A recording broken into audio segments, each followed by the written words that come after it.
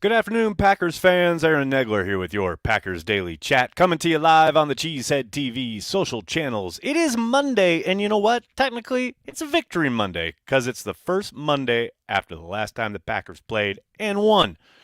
So it's Victory Monday. I'm going to soak it all in, especially on a day that saw the Carolina Panthers once again dismiss their head coach. And I say once again because it's become a habit for their billionaire owner to just, fire guys in season. I know you're thinking, didn't they just do that? Yes. Yes, they did. Essentially, this hedge fund manager type who just cannot help but meddle in the affairs on the football side of his franchise keeps hiring and keeps firing and keeps screwing it up.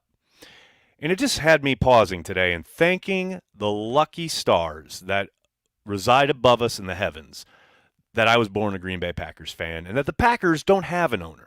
And I know every once in a while when the Packers lose a few games or something bad happens, I don't know, big injury or say trading away your 16-year four-time MVP quarterback and all the chiming in that happens usually by people who have no fucking idea what they're talking about when it comes to the Green Bay Packers. Oh, this wouldn't happen if the Packers had an owner. Oh, this wouldn't be so bad if the Packers had an owner. Maybe this wouldn't be so difficult if the Packers had an owner.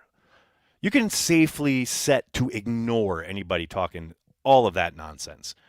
The, you know, the results there on the football field speak for themselves as far as the wins and losses, the number of championships and all of that, as far as how the Green Bay Packers choose to operate.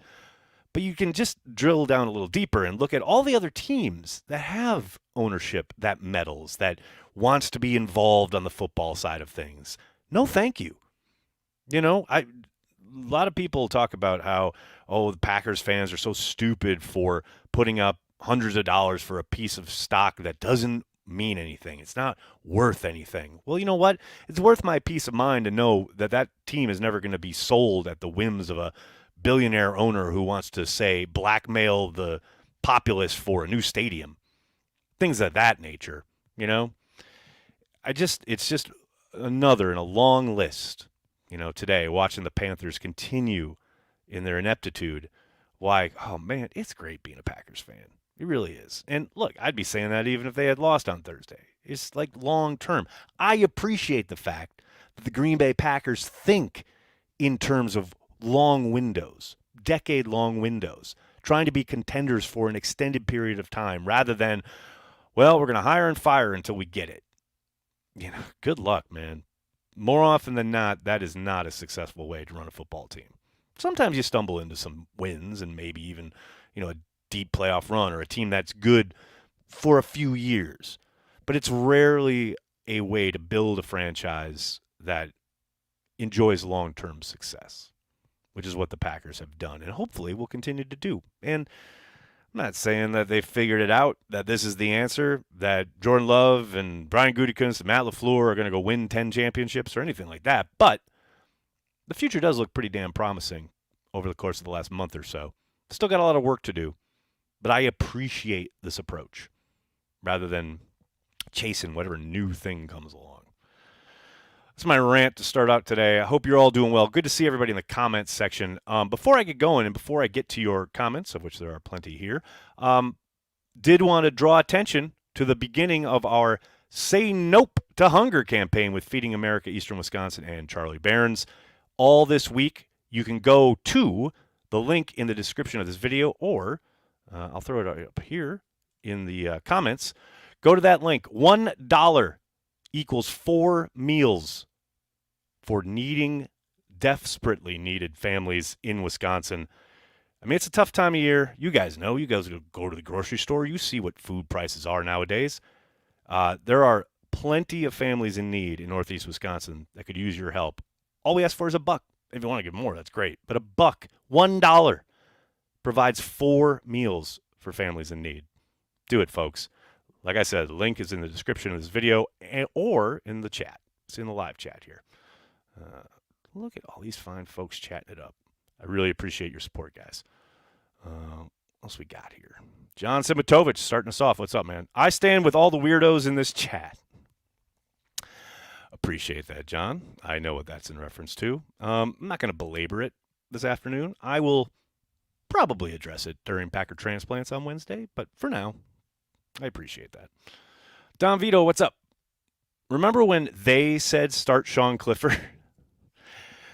Yeah, they are, well-intentioned, I'm sure. But hopefully won't hear much of that anymore. Patrick, how are you? How's Canada? Go Pack, go. Victory weekend are the best. Yes, they are. You are correct. Mimsy, what's going on?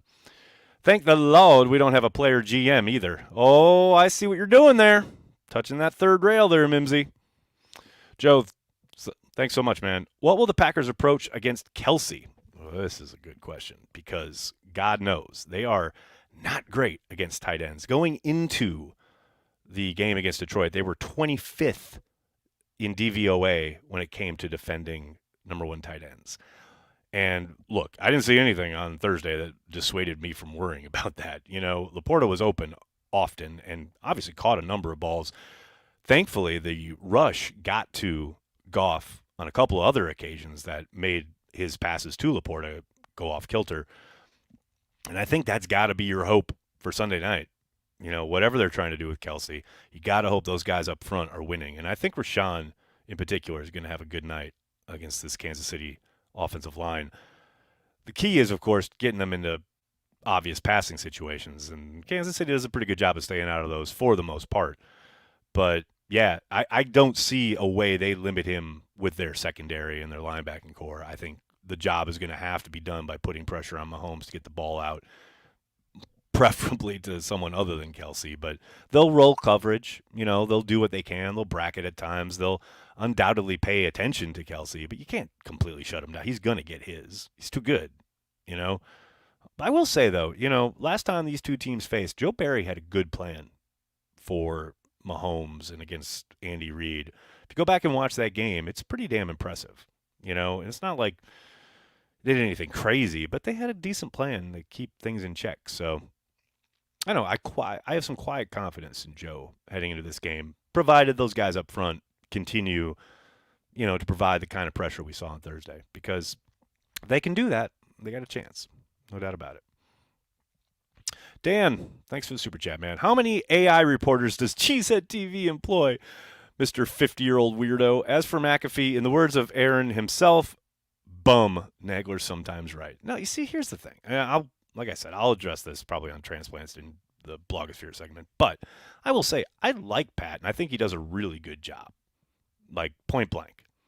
It's unfortunate that he needed to use that phrase today, although I don't, who knows? You never really know what a guy's thinking when he's talking off the cuff for hours and hours like McAfee does every day. It's a tough gig, and I think he does a very good job. That said, we use 0 AI reporters at Cheesehead TV, though I think we should start. That's a really good idea. Shout out to the Arena Group. I'm kidding, of course. It's abhorrent. They have completely ruined Sports Illustrated. I can't say I'm surprised, though. Is anyone surprised? Really? I mean, I'm not. Abdul, what's up? Hey, Aaron, do you think Johnson Jr. sticks when Savage or Ford comes back? Great question. Something I just spoke with Andy Herman about on this week's Let's Talk Football, which will be up right after I'm done with this chat. Yeah, I hope so. I really like his approach. And the thing is the way both of those guys at safety this past week, whether it was Johnson Jr. or Jonathan Owens, who I thought bounced back really well after a poor showing against the Chargers, I thought they both, made a case to stick in some kind of rotation. But I hope he does. I suspect they'll probably put him back on the bench, though. We've seen how this staff operates when it comes to, veterans and wanting guys out there that you, quote, trust. We'll see how this week kind of, unfolds as far as if either of those guys are ready to come back, then maybe they make that call. But I think the kid's played well. I don't think he's made it easy, but I suspect he'll probably go back to the bench. That would be my guess. Jason, what's up? Thanks for the super chat. As a Packer fan in the 80s, I remember the decisions by committee we had until Harlan took over and hired Ron. Those were some dark days, man. Bart Starr having to go in front of a committee every Monday morning and, basically defend his game plan. That is, the depths of hell. That is when you are an awful organization, which the Packers were. That's what I wish I could really kind of impart to people. And that's kind of what I started talking about this offseason. It's like people kept raising the specter of, oh, once they trade Aaron, it's going to be the 80s again. And it's like, we joke about that here because of the play on the field, right? Like, they have some bad games. Like, this season alone, there have been plenty of games that make you feel like it's the 80s as far as the type of football you're watching. But as an organization, I can't even begin to tell you what in a different spot they are now compared to then. Like, it's night and day. It's almost mind-blowing to think where they were in the 80s, just structurally, right? And they're not ever going back. Business is too big now, and their place in the community and everything that's behind it, they're not going back to those ways of working. Now, I think, it's going to be interesting to see how they work their way forward with Titletown, and when most likely Ed Policy takes over for Mark Murphy, what kind of changes he might institute, just, in putting his stamp on the organization. But it's nowhere near what we were going through in the 70s and 80s. Not even close. They're a much healthier organization now. Michael, what's up, man? Shout out to Goot for drafting Clifford, a young backup quarterback with intriguing upside. Hooray for depth at key positions. Imagine that. And look, Ted did the same thing. He drafted 2. Now, one stuck and one didn't. The one from the 7th did, not the 2nd. But, that's the idea, right? You want to make sure you've got depth and, a little bit of upside there at the game's most important position. Ron Wolf made it a cottage industry to flip those guys. So hopefully Clifford turns into something that they can possibly get an asset for down the stretch. And that means, that Jordan Love becomes the guy and he's very successful. And they go through a couple backups during Jordan's eventual 15-year run where they win a Super Bowl or 2. That's the dream, right? But yes, shout out to Goot for that. Brian, what's up? It's funny when people say they have something there in a player. Well, Green Bay might have something in every receiver and tight end.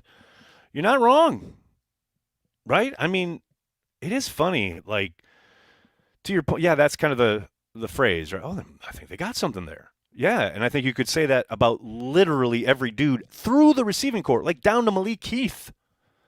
Like, maybe Samari Torrey is the one odd man out there. But outside of that, yeah. And the tight ends, too. It's crazy to think how this group could really mature and develop together and how exciting that is. I mean, long way to go. Long way to go. But yeah, I think they got something there. Abdul, what's up, man? Do you agree with the beat saying Nyman didn't look good? Is Walker's starter rest of the year? It's funny you mention this because I've seen both of these arguments. I've seen that Nyman hasn't played or didn't play well, and I've seen people saying, oh, he played really well in Detroit. And I think he played fine. I don't think he was noticeably better than Walker. I think Walker had a decent game, and I think he's put 3 really nice games together. At this point, I'm just play Walker. He's the young guy. He's the guy who's going to be on the team next year. Same with Sean Ryan, and we all know like they're probably going to stick with Runyon, but let's just play the young guys. You're not changing things on offense because of them. It's not like you have to overcompensate for one or keep more protection in or more chip help because Walker's over there instead of Nyman. You'll be able to run your offense, so just let Walker play. Get him the reps. Get him the experience. Let him develop a little bit. I don't think he's the future, but I think he'd be an amazing depth piece once they shake out their offensive line next year. And he'll have a ton of bank reps. That's just where I'm at. But, yeah, I don't know. Diamond didn't look good. I thought he looked fine. I don't think he was lights out. I think he made plenty of mistakes, but that's the gig. And especially on the road against that front, I don't think that's the world's worst thing, right? I think that's pretty expected, especially considering how good that front looked against the Packers' offensive line the first time around. I thought they all looked improved. I think the biggest thing that helped was not having Royce Newman out there. I think, addition by subtraction in that regard. What else we got here? Callum, what's up? When can Stokes start practicing? Stokes started practicing today. Interestingly enough, he was designated to return off injured reserve today, along with Savage last week. Savage has been practicing. Stokes practiced today. And look, it sounds like they're getting healthy. And it feels like we've gone through a number of iterations here this season as far as, oh, they're getting healthy. Oh, they're all banged up. Like, felt like 2 weeks ago we were in the, oh, they're getting healthy mode. And then all of a sudden, heading into Detroit, it was like, oh, my God, they're all banged up. There's 17 dudes on the injury report. Death. But, yeah, Darnell came back last week. Stokes opened today, his window. And Jair Alexander was back at practice today. So, secondary might be heading in the right direction health-wise. We'll see what decisions are made as far as who's allowed to be out there, but you got to like those developments. Abdul, thanks again, man. Is McDuffie a future starter? He's a good tackler. Whew, I don't think so. I think he's a great depth piece. I think that's exactly his ceiling in the NFL. I don't see a starter. I see he's active as hell, and to your point, he makes a lot of tackles, but I don't see a starter. I see a guy who can get taken advantage of in some of the power stuff.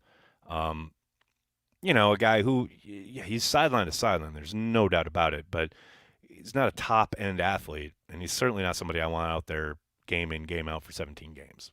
And that's not, look, I'm not trying to knock the guy, but, you need those role players, and every time he gets in there, he absolutely compliments whoever, whether it's Quay Walker or Devondre Campbell. He does good work. I'm not dismissing it. Like, I'm not saying, like, he's a bad player, because I don't think he's a bad player at all. But he's certainly a cut below an NFL starter. I think, again, great depth piece. That's where I think he is. Smalls, what's up, man? Snag tickets to the Packers-Bears, my favorite rivalry, and talk about the team that shouldn't have the owner it has. Yeah, McCaskies are interesting because, like, you love the connection to the OGs, right? You love the deep root, like the Fords with the Lions, right? You love that. But, man, I know so many Bears fans who just wish they'd sell, and feel like that family is just ruining the team. It's hard sitting here on the outside to disagree, But, yeah, again, thank God I'm a Packers fan because I would hate to be a Bears fan and be beholden to that family completely. Again, meddling. Just hire good football people and get the fuck out of the way. That is the owner's job. And so many are unable to do it. Matthew, what's up, man? Evening, Nags. Did you see the stat comparisons between Aaron Rodgers and Love as 11-game starters? When Rodgers goes to the Vikings, the circle is complete. I've seen them thrown around. I haven't really looked at them too much because I don't care. And I know it's human nature and people are going to do it, right? Godspeed. It's just not for me. Like, Aaron Rodgers was in a very different situation than Jordan Love is in. The similarity, obviously, is A, they play for the Packers. B, they sat behind legends. C, now they're playing. It's like the situation could not be more different. And Donald Driver talked about this when, like 2 months ago, Donald Driver was like, no, Jordan Love is the future. He's just in a very different situation. And he's right. As far as who he's throwing to, what the offensive line was like, the nature of the offense itself was all very different. So, the stat comparison's fine. Yeah, he's putting up stats. I don't care. I just don't. It doesn't move me. But people can knock themselves out. It's great. On Culture, what's up? There was rejoicing in the NFC North when the bad man went to the East. Going to be funny when they have to deal with Love for over a decade. Oh, baby. Man, on Culture, you're trying to get me in trouble. We're not there yet, but we're close. We're headed that way. And how fucking hilarious is it going to be if Jordan Love just keeps up the tradition of beating down the Bears? I mean, Favre did it. Rodgers did it. It's going to be awesome if Love keeps doing it. It's going to be fucking hilarious. Smalls, what's up, man?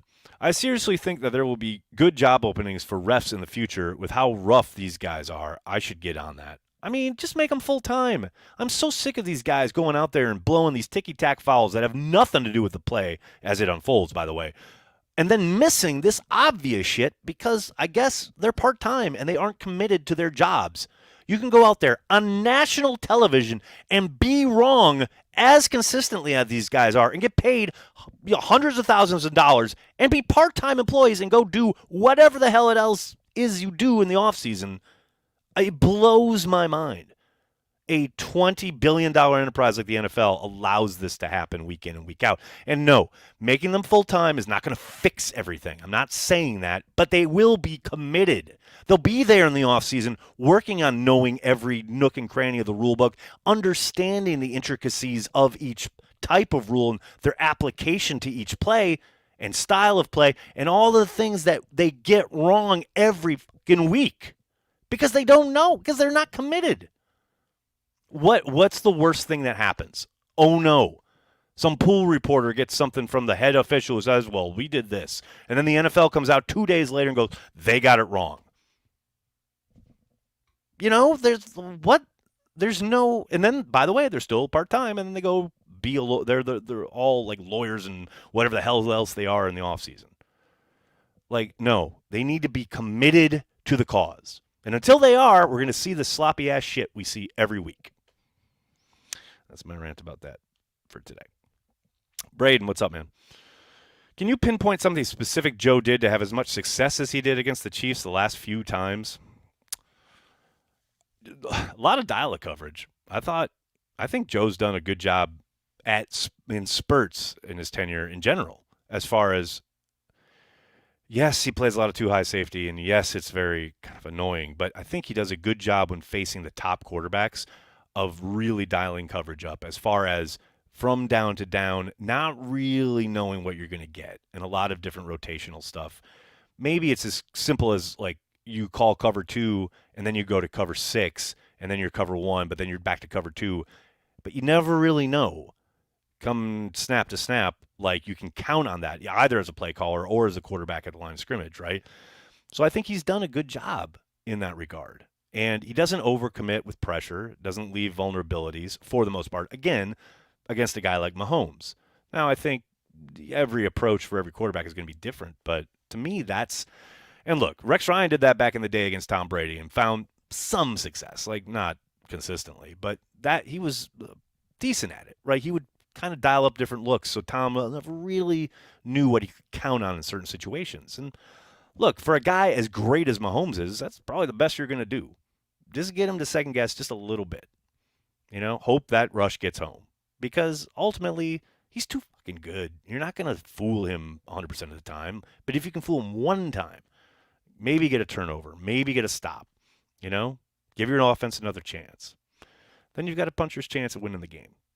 And I think Joe's done a really good job of that. And it feels like, and this is very much just me kind of guessing here, but it feels like he's learned from his really unfortunate turns in Detroit and Washington, you know, to be patient. Like, he will dial up pressure if he feels it's necessary, but his patience can be a virtue against these top quarterbacks. And I think that's going to help him on Sunday night. Now, say all that, and who knows, you know, Reed can come in there with some insane game plan, and Mahomes could put up 350 yards and 3 touchdowns. Entirely possible. I wouldn't blink an eye. I wouldn't be surprised at all. But again, I think Joe's done a pretty good job of keeping them on their toes. And that's all you can ask, really, against the greats. Let's see what we got here. Eric, what's up? Excited to see how this young group grows, but do you think there's something to be said about how Green Bay's system veterans help the young guys and veterans from other teams? Reggie might have been the outlier versus veterans from other teams. I don't know. I think they like their program in the way that they do have guys, and Brian has done a consistent job of this as far as drafting, you know, to like finding guys in free agency and then doubling it up with a rookie, right? Whether that was, you know, Quay Walker, Devondre Campbell, or signing Preston Smith and Zadarius Smith and then drafting Rashawn Gary. And now drafting LVN behind Gary. Like, it just feels like that's part of the process. And, you know, I think they find value in guys like Devondre Campbell, who they found in free agency, coming in and helping young guys. But I think for the most part, they prefer, if they would have guys in their locker room who have been in their program and know their way of working and what's expected. And for the most part, that's how they operate. And I think there's value in that. You know, I don't doubt for a moment that there are guys on the street, free agents, who could help the team and who could be very good leaders. I think there's a chance they bring in a few this offseason. But for the most part, they're almost always going to err on let's keep it in-house. It's just who they are. Brandon, what's up? With all respect, I think as number 9 jumped up, he had a brief flash of what the Watson family Turkey Day dinner table would look like with them all on their phones defending him if he dropped that first bomb.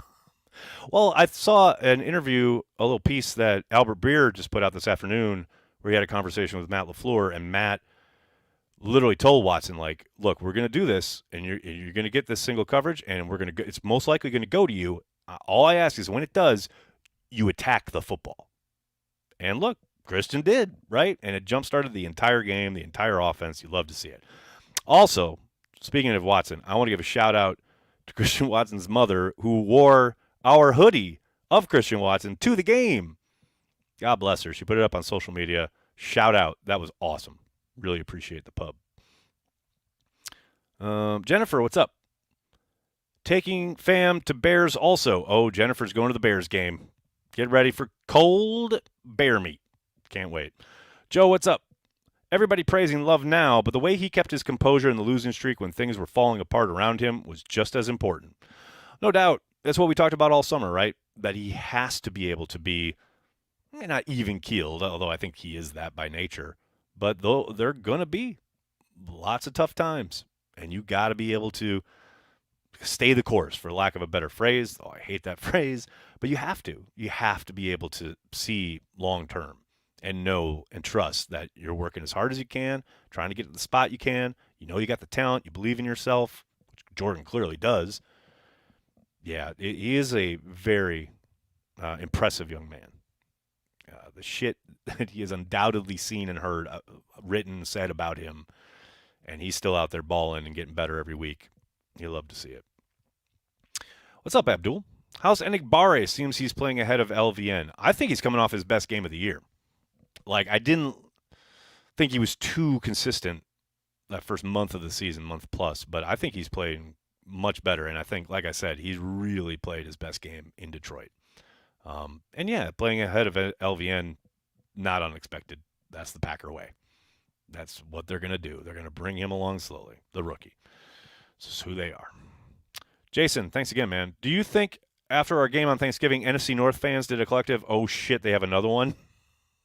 I think some probably did. There are always going to be people, oh, he's not that good. He sucks. The Packers suck, blah, blah, blah, until, like, we beat them 10 times in a row and win a Super Bowl, which is fine. I'll take that. Matthew, thanks again, man. When we beat Kansas City, can we start celebrating 11-6? You celebrate whatever you want, man. Go, Pack, go. Jeezy, baby, what's up? Can you imagine firing coach after coach? That's what some people want. Bears still suck. Go, Pack, go. But that's the thing. Remember earlier this year when Packers fans, or some section of Packers fandom, wanted everybody fired for everything? Like, accountability, quote unquote, which is the funniest word that fans throw around. You want accountability? The way you're talking about it? Look at Carolina. You want to be a disaster? That's what holding people accountable, quote unquote, looks like. Enjoy. Go be a Panthers fan, because God knows they need him. No, like, God, I couldn't handle that, man. Jack, what's up? Next time you're in with Zabe, can you both put a couple quarters in the joint? Sean Hockley is the worst jukebox. I'm on with Zabe tomorrow morning. I will bring it up. And yes, Hockley is god-awful. He's given Nepo babies a bad name. His crew is terrible. Terrible with a capital T. Porkmaster, what's up, man? Isn't it nice when both lines are playing well? Hopefully they keep it up. I haven't stopped smiling for 4 days, Nags. I'm right there with you, brother. And yes, it's where the game is won and lost. It's all about winning up front, and the Packers did on Thursday. Gotta keep it up. As Matt said after the game, that is the standard now. Saul, what's going on? Do you believe the Packers have a better shot to make the playoffs with a win on Sunday night? Yeah, absolutely. I mean, look, it's an AFC opponent, so directly does it, matter as far as tiebreakers or things like that? Probably not as much, but it matters in the most important way in the win-loss column. That wild card berth ain't going to bequeath itself. Got to pile up these wins now. And I know everyone's pointing to, well, they play the Panthers, they play the Giants, and yeah, that's fine. But it is a week-to-week league, and the Packers could absolutely, given how young they are and everything we've seen this season, would anyone really bat an eyelid if they lost to the Giants or the Panthers on the road? By the way, yeah, no, I wouldn't. So you gotta win, gotta win, just win, baby, as a famous man once said. Vex, what's up? Playoffs. I just hope we can win a game, another game. Not fully accurate, but damn, what a season, what a roller coaster. No doubt about it, man. And look, yeah, a lot of people talking playoffs. I was just asked about it on the radio, and I get it, absolutely. This is what I was talking about this summer when I said, ups and downs, bad streaks, good streaks, got to ride them. I try to stay a little level-headed just because, I know after the game I was asked about playoffs, and I was like, all right, let's just enjoy the win, okay? But it sets up pretty nicely. There's a possibility. I'm not discounting it, not totally dismissing it. But they got a lot of ball game left, and I just want to beat the Chiefs. That's all I want to do. I'm a simple man with simple tastes. Let's get a win on Sunday night against a really good opponent for the whole world to see, and let Jordan Love continue to grow and develop. That's what this year is all about. All right, buddy, I got to get going. I can't thank you enough for hanging out, talking Packers each and every day, Monday through Friday, right here on the Cheesehead TV social channels. Please, a reminder, link in the description of this video for Feeding America, Eastern Wisconsin. Hit it up. $1. Oh, just $1 equals 4 meals for families in Northeast Wisconsin who are in need of food this holidays. I mean, food. You guys go to the grocery store. You know how ridiculous it is when it comes to buying groceries these days. Help some folks out. Let's do some good. Feeding America in Northeast Wisconsin, Charlie Barons, and us here at Cheesehead TV want you to just say nope to hunger. Do it, folks. Really appreciate it. Thanks so much, everybody. I'll be back tomorrow, and then we'll be on transplants on Wednesday. And then, hey, I'm going to be in Green Bay, Wisconsin, starting Thursday. It's going to be a good week. Thanks a lot, everybody. Have a great night. Go Pack Go.